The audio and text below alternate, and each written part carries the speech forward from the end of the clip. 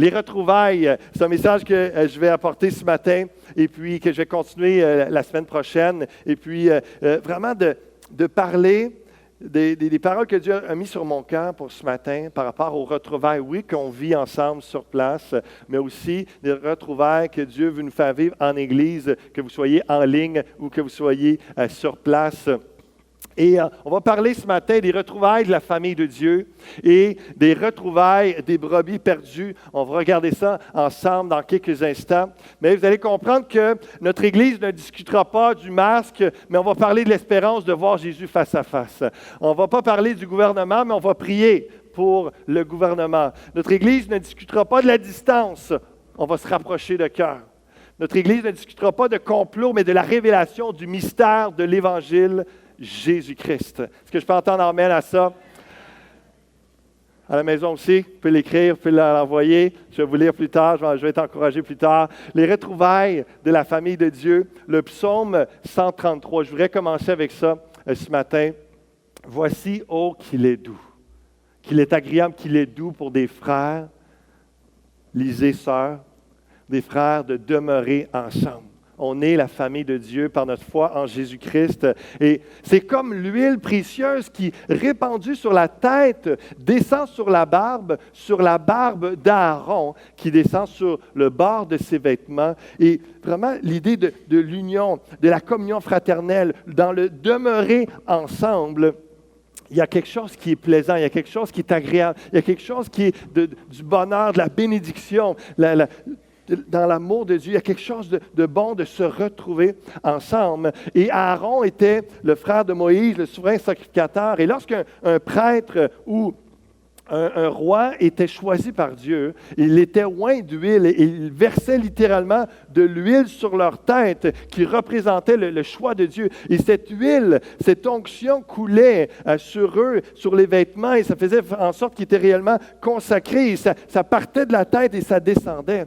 Et le psalmiste est en train de dire, lorsqu'on fraternise ensemble, il y a un effet, il y a un impact que ça part d'un endroit et ça coule, et ça touche toute l'entièreté de notre être. Ça touche plein de domaines de nos vies. L'unité, l'amour fraternel, le fait d'être ensemble, demeurer ensemble spirituellement. Et j'encourage ceux qui sont en ligne comme vous qui êtes là ce matin, dans la semaine aussi, de vous retrouver en petits groupes, dans les groupes vies, dans les groupes maisons, pour vivre le demeurer ensemble. Parce que ce que la parole de Dieu nous dit, c'est que lorsqu'on fraternise, lorsqu'on est dans l'unité, dans l'amour fraternel, il y a quelque chose qui coule sur nous et qui descend, qui affecte positivement, influence tout notre être et tous les aspects de notre vie.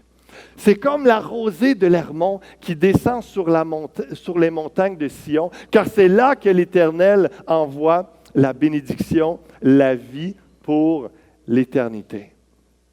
Il y a une bénédiction ce matin qu'on peut vivre. Il y a une bénédiction qu'on peut recevoir dans la fraternité, dans l'échange, dans l'amour fraternel, dans l'unité. Comme la rosée qui descend sur la montagne. Lorsqu'on se lève le matin, comme ce matin, il y avait de l'eau partout. On pouvait très, très bien la voir sur l'auto. Il ne pleuvait pas, mais j'ai dû faire aller mes wipers de chez nous jusqu'à ici pendant 5 minutes. Je suis tout près. Et puis, 5 minutes de temps parce que ça buait. Il y avait tout le temps de l'eau. Et imaginez l'unité, l'amour, la communion fraternelle, le fait d'être dans la famille de Dieu, le demeurer ensemble. C'est comme la rosée sur les montagnes, il y en a partout. Il y a des bénédictions, il y a un effet qui est là partout. C'est ça la beauté, la famille de Dieu. Et l'Église du Seigneur Jésus-Christ, il y a une bénédiction, il y a une vie, et c'est beau parce que c'est quelque chose qu'on va vivre pour l'éternité. Matthew Henry, au 17e siècle, a écrit un commentaire sur l'ensemble des livres de la Bible. Et il disait sur ce verset-là, « Cette fraternité étouffe les feux des passions qui embrasent les hommes. » Et dans le sens des passions qui emmènent souvent des querelles, de la haine, ou parce qu'on veut quelque chose contraire à l'autre, ou on veut une position, une place. Il dit, cette fraternité, ça étouffe ces choses-là, comme la rosée rafraîchit la terre. Cette rosée humecte le cœur et le prépare à recevoir la semence de la parole pour la faire fructifier. Contemplez la preuve de l'excellence de l'amour fraternel. Quand les frères demeurent ensemble dans l'unité, le Seigneur ordonne et bénit. Lorsqu'on est dans l'amour fraternel, dans la paix les uns envers les autres, dans l'échange, dans les relations, Dieu dépose sa bénédiction sur nous. Il a ordonné, il a placé les choses ainsi. C'est un plaisir. Le psaume 133 nous dit que c'est un plaisir, une bénédiction d'être ensemble. Et je vous rappelle que nous vivrons cette bénédiction pour l'éternité. Laissez-moi le temps de vous regarder. Ça fait longtemps qu'on ne s'est pas vu. Il me semble que vous avez grandi. Moi, j'ai grossi en tout cas. En arrière aussi, je pense. Non, non. Vous êtes beaux. Vous êtes beaux. Vous êtes tranquille par ici. Mais vous êtes souriant. Puis à la maison, ça va? Vous êtes en pyjama? C'est un nouveau pyjama que je vois?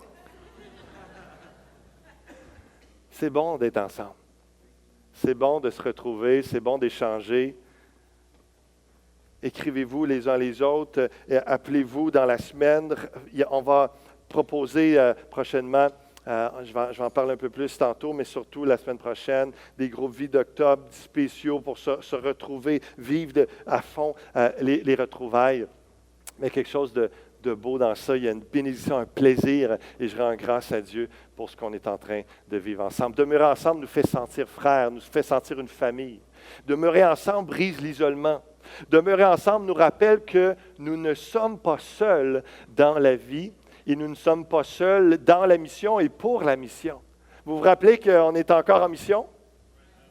Que si on est encore sur terre, il y a une raison, et c'est parce que le Seigneur a encore une mission de répandre l'Évangile de Jésus-Christ dans toutes les nations, de faire de toutes les nations des disciples. Demeurer ensemble nous amène à partager avec quelqu'un les moments forts, mais aussi les moments faibles et les moments difficiles de nos vies. Dans le demeurer ensemble, il y a cette bénédiction du partage, du soutien mutuel. L'unité apporte des bénédictions qui se répandent partout. Et dans Genèse chapitre 46, la plupart, vous allez vous rappeler l'histoire de Joseph dans l'Ancien Testament, trahi par ses frères, vendu par ses frères. On ne parle pas de Joseph et Marie du Nouveau Testament. On parle de Jésus, de Joseph dans l'Ancien Testament et qui, tout jeune, se fait vendre par ses frères. Mais dans la providence, je saute bien des détails, je ne vais pas rentrer dans les détails de l'histoire. Je vais aller dans Genèse 46 vers la fin de cette histoire avec Joseph et sa famille. Mais alors que Joseph est séparé de son père, séparé de sa famille, son père pense, à cause de ce que ses fils lui ont dit, pense qu'il est mort. Il a perdu son plus jeune fils et plus tard, il a Benjamin, un autre qui devient son plus jeune, son Benjamin. Et à un moment donné, par la grâce de Dieu, la providence de Dieu, Dieu avait un plan dans tout ça d'emmener Joseph, malgré les difficultés, les souffrances, l'emprisonnement et tout ça, les mensonges sur sa vie. Et là, finalement, il devient à la droite de Pharaon. Je vous invite à lire cette merveilleuse histoire dans Genèse. Si vous commencez à peu près à partir du chapitre 37 et dépasser presque jusqu'au chapitre 50, c'est vraiment une histoire de toute beauté. Mais il y a le moment de retrouvailles que je vous ai apporté dans le chapitre 46 qui est très touchant aussi. Et ça dit au verset 26, parce qu'un jour, la famine fait en sorte que son père et tous ses frères sont emmenés en Égypte parce que ses frères Joseph ont été voir en Égypte, c'est là qu'il y avait de la nourriture, etc. Puis, longue histoire courte, finalement, toute la famille se retrouve là. Et là, c'est les retrouvailles et Jacob qui va revoir son fils pour la première fois depuis tant d'années. Les personnes qui vinrent avec Jacob en Égypte et qui étaient issues de lui étaient au nombre de 66 en tout, sans compter les femmes des fils de Jacob. Et Joseph avait 2 fils qui lui étaient nés en Égypte. Le total des personnes de la famille de Jacob qui vinrent en Égypte était de 70. Et déjà, Joseph avait eu 2 fils. Jacob n'avait pas eu encore l'occasion. Il ne savait même pas que son fils était encore vivant. Et là, il n'a pas vu ses petits-enfants. Il y a toute cette réalité-là dans la séparation. Je me rappelle lorsque j'ai raconté mon témoignage dernièrement, puis je l'avais fait aussi un peu à la fête des mères avec ma mère ici sur le stage. Mais après le divorce de mes parents, je me rappelle comment ma mère avait souffert du fait que pendant 5 ans, on ne s'était presque pas vu. Et des étapes de ma vie à cause de l'éloignement, qu'elle n'avait pas vues. Et par la grâce de Dieu, Dieu a restauré notre famille plus tard et puis notre relation. Et qu'elle a pu voir mes premiers pas dans le ministère. Dieu l'a placé. Mais c'est souffrant pour un cœur de mère de ne pas voir ces étapes. Et là, Jacob voit la même chose, ne voit pas, manque ça, mais par la grâce de Dieu, il restaure et ramène cette situation. Jacob envoya Judas devant lui vers Joseph pour l'informer qu'il se rendait en Goshen. Joseph attela son char et y monta pour aller en Goshen à la rencontre d'Israël, son père. En passant, Jacob, Israël, c'est le même nom, la même personne, et puis c'est pour ça qu'on appelle le peuple d'Israël, le peuple de Jacob, et maintenant aujourd'hui Israël c'est un pays. Son père, dès qu'il le vit, il se jeta à son cou et pleura longtemps sur son cou. Vous savez, les retrouvailles, ce matin, il y a de la joie, il y a de l'émotion. J'imagine dans les pleurs qu'ils vivaient, Jacob et Joseph, un mélange de joie, enfin de soulagement de tout ça. Je me rappelle lorsqu'on avait annoncé que pour l'été, on allait continuer en ligne pour toutes sortes de raisons qu'on croyait valables. Et jusqu'à ce jour aussi, on croit avoir pris la bonne décision. Mais je me rappelle une sœur, je me rappelle d'autres qui pleuraient de savoir qu'on va être séparés pendant tout ce temps-là physiquement. Il y a plein de petits groupes qu'on a eus, mais il y avait de l'émotion de se retrouver ce matin, c'est bon. Et c'est des réalités comme ça. Et c'est pour ça qu'on sait que les derniers mois, pour certaines personnes, ont été très difficiles. On sait qu'on a manqué des bouts, comme Jacob avec Joseph. Et puis, au mois d'octobre, on veut vivre des groupes vie spéciaux pendant 4 semaines pour vivre à fond les retrouvailles de la famille de Dieu. Et dans la première rencontre, il va y avoir une belle structure. Je vais vous en reparler, mais je vous invite déjà à réserver dans votre tête, dans votre cœur et votre agenda en octobre, de participer à un groupe une fois par semaine, pendant 4 semaines, pour vivre des retrouvailles dans une maison ou à l'église en petits groupes et échanger, partager dans les moments de séparation, d'éloignement, ce qu'on a manqué. Peut-être des étapes super importantes, des succès, des réussites, mais peut-être des échecs, des difficultés, des séparations également. Et on sait, on veut continuer d'entourer nos sœurs qui sont dans le deuil, on veut continuer d'entourer nos frères et sœurs. Tellement de gens, Mme Desjardins qui est décédée aussi au tout début du confinement, on va avoir les funérailles au mois d'octobre finalement, mais plein de réalités comme ça qu'on n'a même pas pu, il n'y a même pas pu avoir de funérailles pour cette dame-là, il n'a même pas pu rien faire à cause du contexte mars-avril à l'époque, et donc il y a plein de moments comme ça qu'on a manqué, on veut prendre le temps de s'arrêter. On peut se parler, on peut se voir, et de vraiment, les vacances, pour la plupart, c'est terminé, et on va vivre des temps ensemble, parce que c'est les retrouvailles de la famille de Dieu. En ligne aussi, préparez-vous.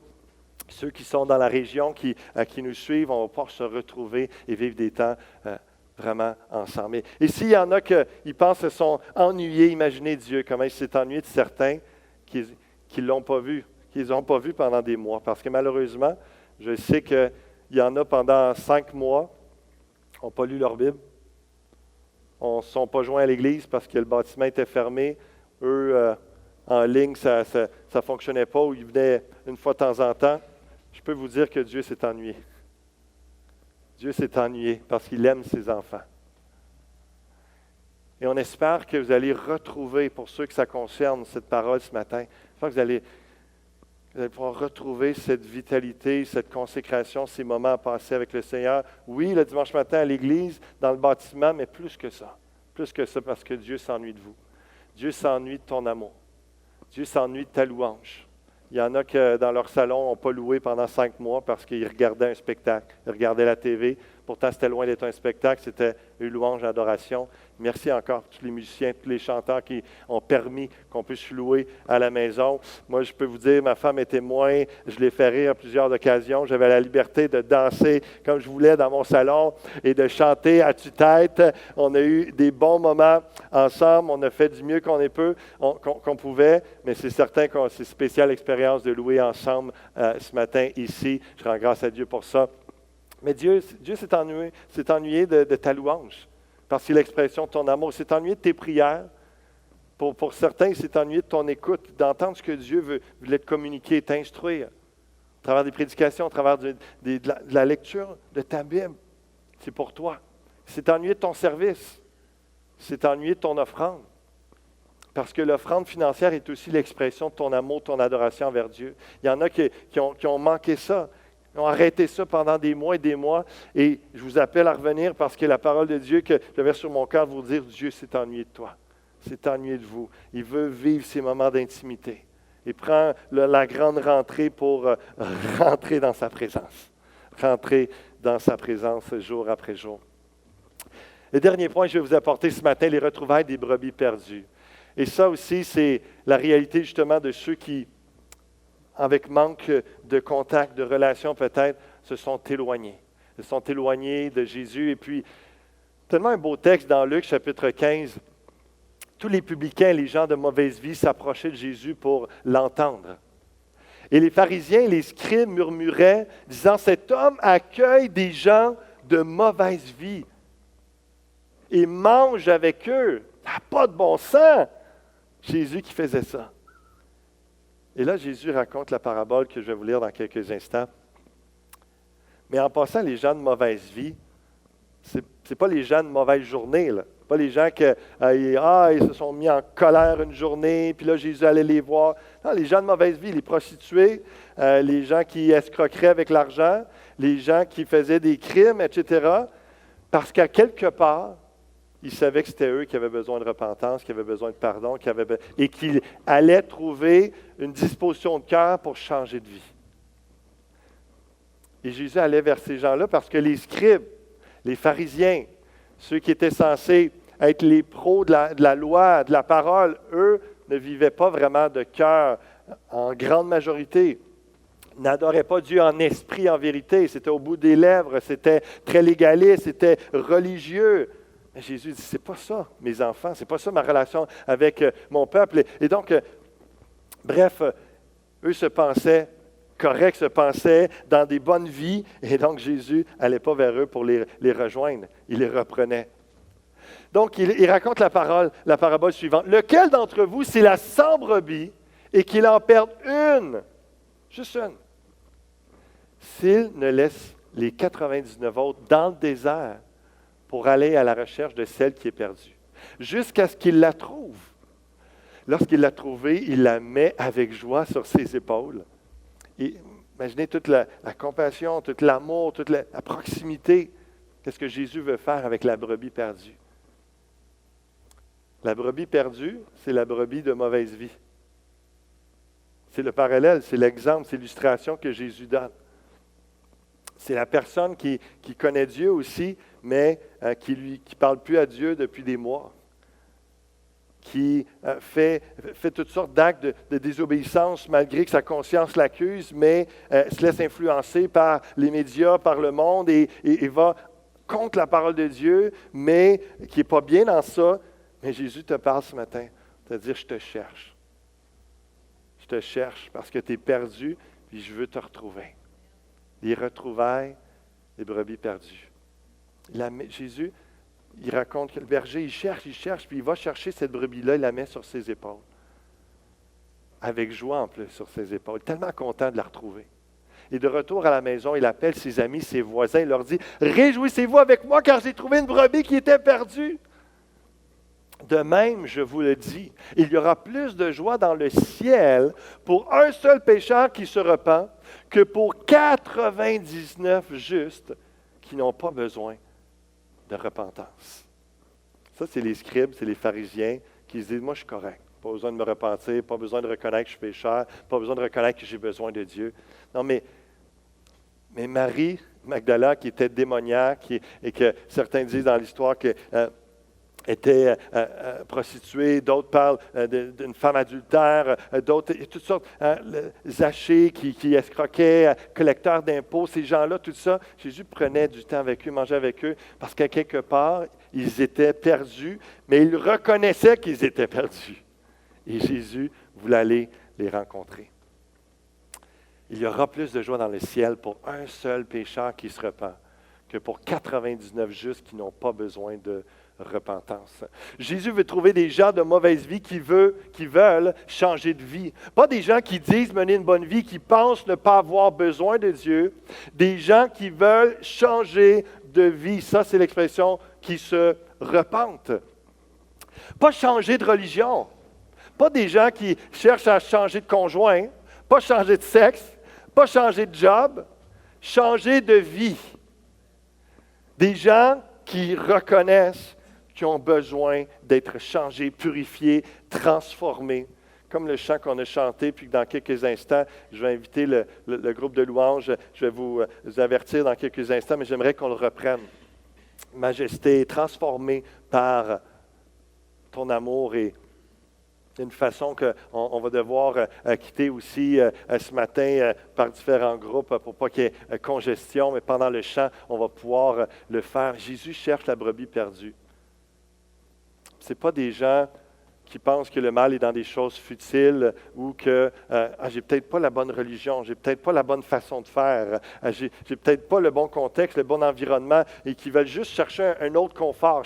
C'est comme j'avais quelqu'un que je connaissais qui, aux 3-4 mois, changeait tous les meubles dans le salon. Changeait les meubles de place, changeait dans le salon parce que ça le faisait sentir mieux, comme si sa vie recommençait. Sa vie n'a pas changé, son cœur était le même. Tortueux. On a le droit de faire des changements, là, soyez pas condamnés avec ça. On a le droit de renouveler, on a le droit de... Mais il y a des gens que c'est comme réellement, ils pensent qu'en changeant les choses de place, en changeant de religion, en changeant de conjoint, même certains c'est plus profond, changer d'identité, changer de job. Non! Tu as besoin de reconnaître que si tu es une brebis égarée, perdue, tu t'es éloigné de Dieu, tu as besoin de changer de vie. Tu as besoin de revenir à Jésus alors qu'il te cherche, de dire, je sais Jésus. Oui, je reconnais que c'est moi, j'ai besoin. Je vais revenir, puis je vais être tellement honoré, même si je suis indigne de ça, je vais être honoré que tu me prennes sur tes épaules avec joie. Avec joie. Il y a une grâce dans l'expression brebis perdue parce que ça pourrait être la parabole des brebis rebelles, la parabole des brebis pécheresses, mais ce n'est pas comme ça que Jésus veut l'emmener parce que l'emphase n'est pas mise sur le mal que la personne fait lorsqu'elle est égarée. L'emphase est mise sur Jésus qui court, qui cherche la brebis perdue, par son amour, sa compassion le pousse à retrouver ceux qui se sont éloignés. L'emphase de l'exemple de Jésus est sur lui-même qui cherche les brebis perdues, et non sur leur désobéissance et leur péché. La repentance est essentielle. Il ne peut pas avoir de joie si un pécheur veut rester dans ses péchés. Qui veut dire, non, je n'ai pas besoin de Jésus, toi sans péché, qui me purifie, qui me pardonne tout péché. Non, je suis correct. Moi, je veux continuer à faire ce que je veux faire à ma façon. Je veux continuer à être mon propre Dieu. Non, la repentance est essentielle. Mais ce qui prévaut dans l'histoire, ce n'est pas la raison de l'éloignement non plus. Ce n'est pas pourquoi tu t'es éloigné. Qu'est-ce que tu as fait quand tu t'es éloigné, puis que tu es considéré comme une brebis perdue. Non, c'est le fait que Jésus veut prendre soin de toi. Prendre soin de ceux qui sont perdus. Évidemment, de ceux qui sont encore là aussi. Mais il y a une pensée, il y a un cœur pour ceux qui souffrent, ceux qui sont éloignés, qui sont perdus, et de ceux qui reconnaissent qu'ils ont besoin de Dieu. Jésus veut trouver des brebis perdues. Et il y a de la joie dans ces retrouvailles-là, de ces brebis qui veulent être retrouvées. Et peut-être tu te dis, je ne me suis pas tellement éloigné, mais j'avoue que j'ai quasiment plus de vie de prière, plus de vie de louange. Je ne parle plus de Jésus. Mon témoignage est rendu à sec. Je dis presque jamais aux autres que je suis chrétien, etc. Tu as peut-être besoin d'une retrouvaille aussi, de repentance, de revenir à Jésus. Puis juste te dire que Jésus te cherche aussi. Jésus veut te renouveler. Jésus veut te porter, veut prendre soin de toi, veut renouveler. Et dès ce matin, semaine après semaine, ramener un feu dans ton cœur, une passion pour son nom, pour sa parole, et prendre du temps avec lui, une passion pour l'Église, une passion pour le demeurer ensemble, une passion, un zèle, un amour pour Dieu et les uns envers les autres. Et au mois d'octobre, je crois réellement que Dieu va mettre sa main sur ces groupes-là et il va les visiter par sa présence, alors que dans l'humilité, il y a des gens qui vont se repentir, il y a des gens qui vont, par la foi, je crois qu'il va y avoir cette œuvre-là où ce que les gens, sans dire, eux ne sont pas dans le contexte d'une brebis perdue ou dans le péché, mais qui vont aussi parler de leurs moments difficiles et comment dans la famille de Dieu, il y aura restauration, il y aura encouragement, comment est-ce qu'il va y avoir dans ces retrouvailles de la joie. Mais parce qu'il y en a qui se sont séparés pendant le confinement. Il y en a qui ont perdu leur job pendant le confinement. Il y en a qui ont fait faillite pendant le confinement, pendant toute cette réalité qu'on vit encore aujourd'hui. D'autres, ça va être cet automne peut-être. On a besoin de demeurer ensemble, puis on a besoin de cette pensée que Jésus veut accueillir ceux qui étaient perdus et éloignés. Il veut les ramener à lui. Et je termine avec cette pensée que les retrouvailles au ciel. Vous savez, Jésus s'est séparé de son Père dans la gloire pour venir sur terre, mourir sur une croix pour le pardon de nos péchés. Et finalement, après sa résurrection, il y a eu l'ascension, il a retrouvé son Père. Et dans cette retrouvaille au ciel avec son Père, c'est pour nous permettre, nous qui plaçons notre foi en Jésus-Christ, un jour de vivre ces retrouvailles au ciel aussi, avec tous les enfants de Dieu qui nous ont devancés, et d'être avec Dieu pour l'éternité. Et de ce Père qu'on connaît par le Saint-Esprit et qu'on va pouvoir réellement vivre dans sa présence et de le voir face à face. Et tout ça, il y aura des retrouvailles au ciel aussi et ça va être glorieux. Et je vais terminer avec cette pensée que Jésus a quitté son Père pour nous permettre d'être en relation avec son propre Père. Et dans la résurrection, on se rappelle de cette histoire dans Matthieu 28, au verset 5. L'ange prit la parole et dit aux femmes, « Pour vous, ne craignez pas. » Parce qu'il y a la résurrection, les femmes, les disciples de Christ vont au tombeau, puis et finalement, il n'est plus là. Je sais que vous cherchez Jésus qui a été crucifié. Il n'est point ici, il est ressuscité, comme il l'avait dit. Venez, voyez le lieu où il était couché, et allez promptement dire à ses disciples qu'il est ressuscité des morts. Et voici, il vous précède en Galilée. C'est là que vous le verrez. Voici, je vous le dis, Jésus nous précède toujours. Jésus nous cherche. Jésus veut être à notre rencontre. Et j'imagine comment, dans son corps ressuscité, corps glorieux, de savoir que ces femmes-là, qui étaient ses sœurs spirituelles, il était dans son humanité. C'est comme nous, on dit frères et sœurs, et puis il y avait ce lien, mais il était aussi leur Seigneur, leur Sauveur. Et là, de voir qu'ils sont peinés parce qu'il est parti et qu'ils le cherchent. C'est touchant de savoir quand on n'est pas, comme ce matin, on voit il y a des gens qui, ils ne sont pas là ce matin. Et puis, on va regarder, on va savoir, puis là, on va les appeler, « Hey, je ne t'ai pas vu. » Puis ils vont être touchés de savoir qu'on a pensé à eux, on les cherchait, puis on avait hâte de les revoir parce qu'ils n'étaient plus là.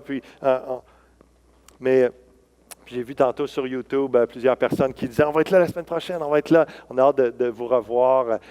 Soyez bénis ce matin. Puis de semaine en semaine, je pense plusieurs nous ont dit « je vais y aller la semaine prochaine » ou « je vais laisser la place à d'autres, etc. » Donc, ça fait qu'il reste encore des places libres ce matin. Mais je crois que dans quelques semaines, les gens, on a 270 places avec les enfants. Donc, 200 places pour les adultes. Il y a de la place. Venez semaine après semaine, inscrivez-vous et soyez là.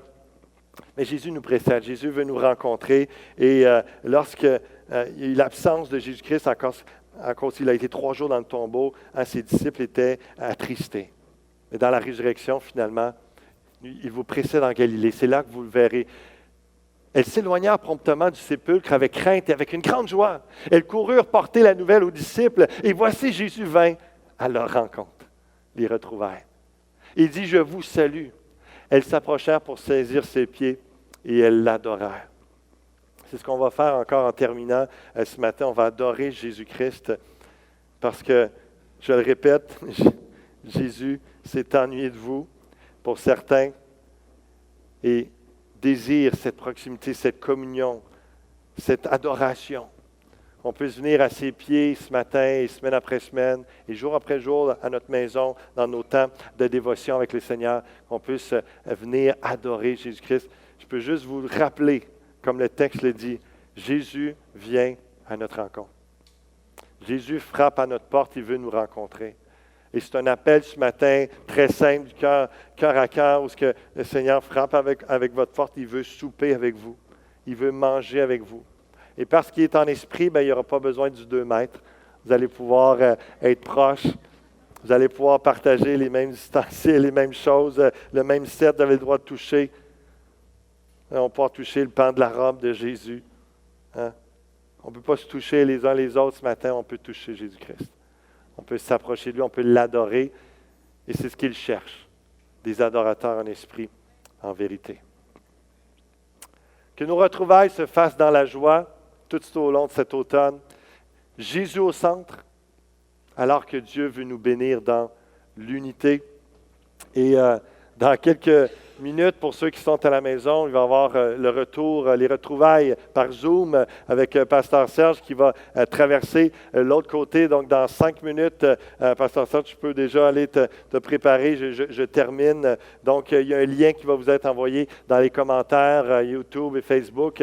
Puis, vous allez pouvoir avoir une discussion parce qu'on ne voulait pas que vous ayez ce manque de ne pas pouvoir fraterniser au moins de visage. Donc, à chaque semaine, au mois de septembre, il va y avoir un pasteur après la réunion en Zoom qui va être avec vous aussi en ligne. Donc, on veut vraiment adapter l'Église hybride sur place. Nous, on est là, les 4 autres pasteurs et tous les frères et sœurs. Donc, on va pouvoir fraterniser ensemble. On va pouvoir, vous pouvez aller, vous êtes invités dans le stationnement ou invitez-vous au resto, invitez-vous à la maison, prenez des temps. On ne veut juste pas qu'il y ait d'encombrement, d'attroupement. On veut respecter les distances ici. C'est plus difficile peut-être, mais prenons du temps ensemble dans l'unité. Vivons nos retrouvailles à la gloire de Dieu. Il y a une bénédiction que Dieu veut mettre dans ces retrouvailles. Et alors que je vais remettre mon masque, m'avancer, puis on va voir le son, mais je vais inviter les musiciens à s'avancer pour le dernier chant, Majesté. Puis qu'on puisse, s'il y en a qui veulent rester assis, simplement être en méditation, faites-le, mais si vous voulez chanter ce chant-là avec nous, juste portez le masque, levez-vous, puis on va terminer en adoration. On va terminer en adoration de Jésus-Christ. Jésus nous cherche. Jésus veut nous rencontrer. Seigneur, merci pour cette grâce que nous avons de te connaître. Et que nous soyons toujours là, fidèles. Nous savons que toutes tes provisions sont là et que tes bontés se renouvellent à chaque matin. Et que tu viens à notre rencontre et que tu nous aimes tellement et que tu te réjouis de notre fidélité, de nos temps à chaque quotidien avec toi. Mais si aussi nous sommes éloignés, perdus, pour toutes sortes de raisons, tu nous cherches aussi.